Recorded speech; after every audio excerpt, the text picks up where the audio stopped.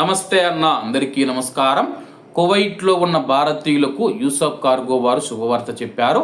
కువైట్లో దాదాపు 2 నెలల తర్వాత కువైట్ ఎయిర్పోర్ట్ ప్రారంభమైన విషయం అందరికీ తెలిసిందే. ఇందులో భాగంగా కువైట్ నుంచి ఇండియాకు ఎయిర్ కార్గో సేవలు ప్రారంభమయ్యాయని చెప్పేసి యూసఫ్ కార్గో వారు తెలిపారు. అలాగే ఎటువంటి పోర్ట్ ట్యాక్స్ కానీ, ఇన్సూరెన్స్ కానీ, డాక్యుమెంటేషన్ ఛార్జీలు లేవు.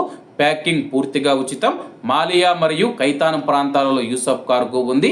ఇంకెందుకు ఆలస్యం, స్క్రీన్ మీద కనపడే నెంబర్లకు వెంటనే సంప్రదించండి. నమస్తే అన్న, అందరికీ నమస్కారం.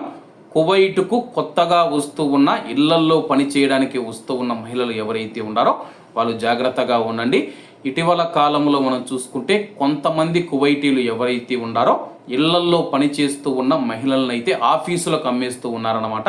పూర్తి వివరాలు అయితే దీనికి సంబంధించి నీకు తెలియజేస్తానన్నమాట.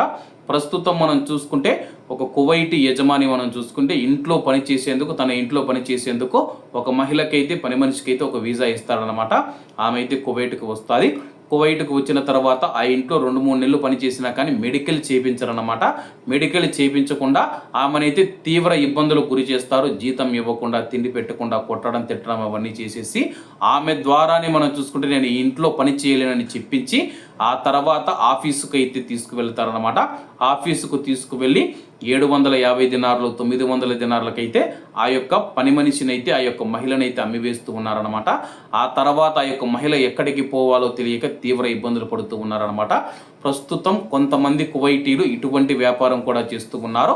కాబట్టి కువైట్కు వస్తూ ఉన్న మహిళలు ఎవరైతే ఉన్నారో మీరు వచ్చేటప్పుడు మీకు వీసా తీసేవారు మీకు తెలిసిన వారైతేనే రండి. ఎవరైనా బయట వారు వీసా తీస్తే మాత్రం రాకండి అనమాట. ఎందుకంటే ఇక్కడికి వచ్చిన తర్వాత వీసా తీసిన వారు కూడా ఎవరూ చేయలేదన్నమాట. ఒకవేళ మీరు ఆఫీసుల ద్వారా రావాలనుకుంటే కానీ మన తెలుగు వారికి సంబంధించిన ఆఫీసులు చాలా ఉన్నాయి. ఆ యొక్క ఆఫీసుల ద్వారా మీరు నేరుగా కువైట్కి వస్తే కానీ మీకు ఏదైనా ఇంట్లో ఇబ్బంది జరిగితే మన తెలుగు ఆఫీసుల వారు స్పందించి మీకైతే రక్షణ కల్పిస్తారన్నమాట. కాకుండా ఇలా కూడా వస్తే కానీ మీ బంధువులు లేదంటే మీకు సంబంధించిన వారు ఎవరో ఒకరు ఆ ఇంట్లో పనిచేస్తూ ఉంటే మీరు వీసా తీసుకొని రావచ్చు. ఎవరో బయట వాళ్ళు వీసా తీస్తే కానీ అక్కడికి వచ్చిన తర్వాత కొంతమంది కువైటీలు ఎవరైతే ఉన్నారో వాళ్ళు ఖర్చు పెట్టింది 200 దినార్లు కావచ్చు, 250 దినార్లు కావచ్చు.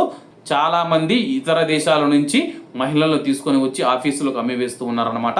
ఇది ఒక వ్యాపారంగా కొంతమంది అయితే మార్చుకున్నట్లయితే తెలుస్తూ ఉంది. కాబట్టి కువైట్ కొత్తగా వచ్చేవారు ఈ యొక్క విషయాన్ని గమనించగలరని కోరుకుంటూ, అలాగే ఆఫీసుకు అమ్మివేసిన తర్వాత మాకేమైనా ఇబ్బందులు ఎదురవుతాయి అంటే కానీ మళ్ళా మీకైతే ఆఫీస్ మెడికల్ చేయించి, అలాగే ఒక యజమానికి అయితే, ఒక కువైట్ యజమానికి అయితే మళ్ళీ మిమ్మల్ని విక్రయిస్తారనమాట. అంటే ఆ ఇంట్లోకి వెళ్ళి మళ్ళీ మీరు పని చేసుకోవాల్సి ఉంటుంది. మళ్ళీ మంచి ఇల్లు అయితే పర్వాలేదు, కానీ ఏదైనా యజమాని ఇబ్బంది పెడితే కానీ మళ్ళీ అదే సమస్య పునరావృతం అవుతూ ఉందన్నమాట.